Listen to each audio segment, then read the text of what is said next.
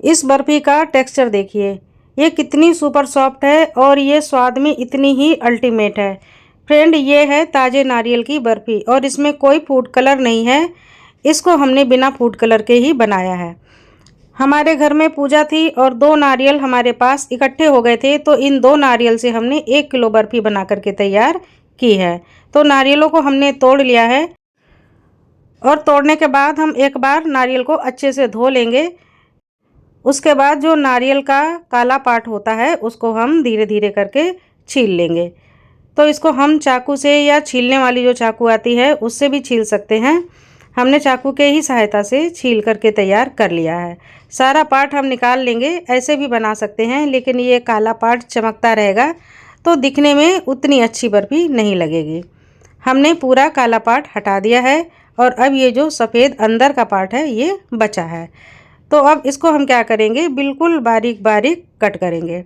बारीक हम इसलिए कट कर रहे हैं ताकि हमें नारियल को पीसना है। पीसने में ये फटाक से ग्राइंड हो जाएगी, बहुत ज़्यादा मेहनत भी नहीं पड़ेगी और इसके जो टुकड़े हैं वो भी समझ में नहीं आएंगे। कद्दूकस भी कर सकते हैं, लेकिन कद्दूकस से नारियल थोड़ा सा दानेदार बना रहता है। और सिर्फ हमने यहाँ पर आधा लीटर दूध लिया है। आपके सामने हमने पैकेट को काटा है। आधा लीटर दूध है और अब ये जो नारियल है इसको हम पीसेंगे।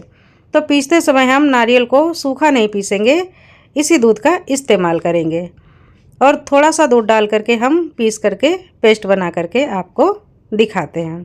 तो ये देखिए, हमने बिल्कुल बारीक पीस लिया है। छोटे छोटे नारियलों को कट किया था तो पीसने में ये बहुत आसान हो गए और बिल्कुल बारीक पीस करके हमने तैयार कर लिया है। अब जिस बर्तन में हमको बर्फ़ी को बनाना है उसी बर्तन में हम डायरेक्ट पेस्ट को निकाल लेंगे। बचा हुआ जो नारियल है इसको फिर से हम जार में डाल देते हैं और जो हमने दूध आधा लीटर लिया था इसी में से थोड़ा सा दूध डालते हैं और पीस करके बाकी के नारियल को भी तैयार कर लेते हैं। तो अब इस नारियल को भी हम कढ़ाई में डाल देते हैं। पूरे 2 नारियल को हमने कढ़ाई में डाल दिया है। तो इस बर्फ़ी के लिए हम अलग से कोई भी मावा नहीं बनाएंगे। अब ये जो बचा हुआ बाकी का दूध है इसको भी नारियल में मिला देंगे। अब यहाँ पर मैं 1 चम्मच देसी घी मिला रही हूँ। अच्छे से मिक्स कर लेते हैं। अब हम डालते हैं चीनी। तो यहाँ पर हमने 1 पाव चीनी ली हुई है। ये 1 कप चीनी है, वज़न में ये 1 पाव यानी कि 250 ग्राम है। तो अब इन सारी चीज़ों को हम एक बार अच्छे से मिक्स कर लेते हैं और अब चढ़ा देते हैं कढ़ाई को गैस पर। फ्लेम को हम मीडियम रखते हैं, बहुत ज़्यादा हाई भी नहीं करेंगे और लो भी नहीं रखेंगे। इस बर्फ़ी को बनाने के लिए हम भारी तली की कढ़ाई का यूज़ करेंगे। कोशिश करेंगे कि एल्यूमिनियम की कढ़ाई ना हो या लोहे की कढ़ाई ना हो। स्टील की कढ़ाई सही रहेगी या नॉन स्टिक भी आप ले सकते हैं। आधी कटोरी हमने यहाँ पर मिल्क पाउडर लिया हुआ है। अब मिल्क पाउडर को हम थोड़े से पानी से घोल लेते हैं। ऐसा घोलेंगे कि इसमें बिल्कुल भी लम्स ना रहें। मिल्क पाउडर का पेस्ट तैयार है और इधर हमारा नारियल और दूध भी बहुत बढ़िया पक रहा है। हम लगातार चलाते रहेंगे, बहुत ज़्यादा तेज़ आंच नहीं रखेंगे और लगातार चलाएंगे जिससे कि जलने ना पाए। और ऊपर से अब ये मिल्क पाउडर का जो हमने पेस्ट बना करके रखा था डाल देंगे।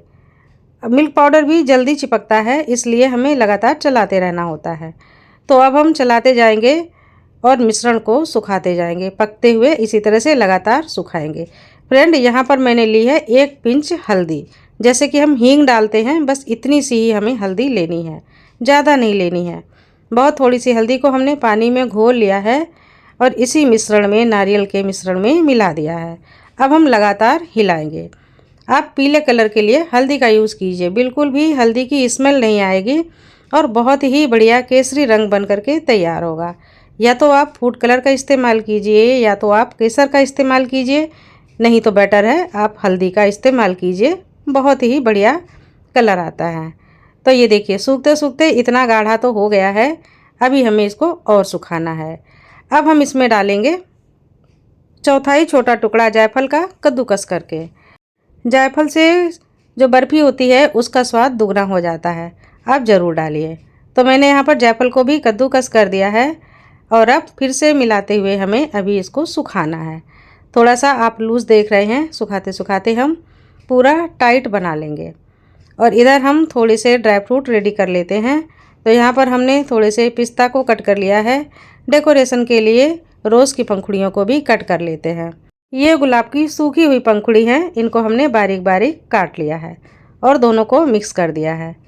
बर्फ़ी के सूखने के बाद में हमें जमाना भी है, तो बाद में इतना टाइम नहीं मिलेगा। अभी हम एक प्लेट में घी लगा करके ग्रीस करके छोड़ देते हैं और अब हम नारियल को सुखाते सुखाते और भी गाढ़ा कर लेते हैं। तो आप देखेंगे कि पैन से ऑटोमेटिक जो मिश्रण है वो अलग सा होने लगा है।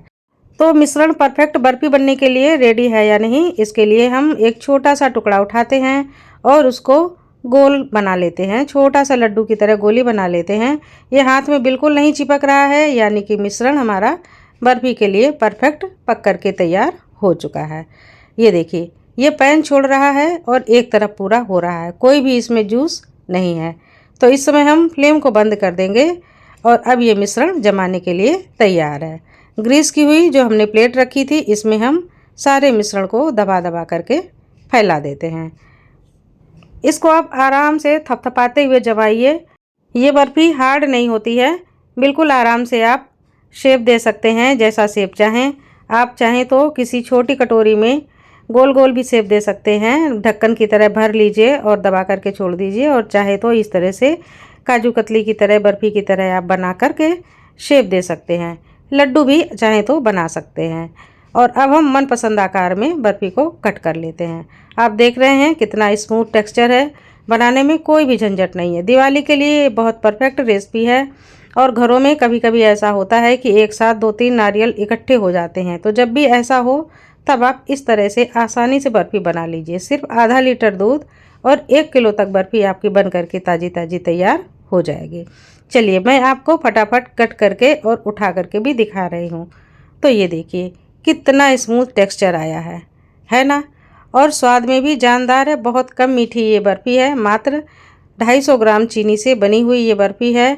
गजब की टेस्ट वाली है और इसकी सेल्फ लाइफ 15 दिन तक है। आपको इसको फ्रिज में रखना होगा।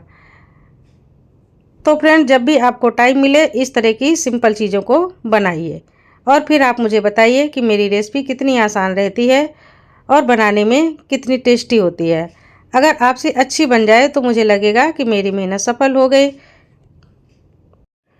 तो मैंने एक प्लेट भर के पूरी बर्फ़ी बना करके तैयार कर ली है।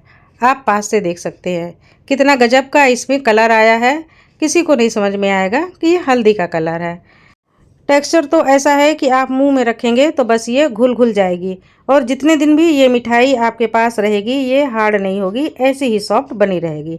तो फ्रेंड, रेसिपी कैसी लगी ज़रूर बताइए। नमस्कार।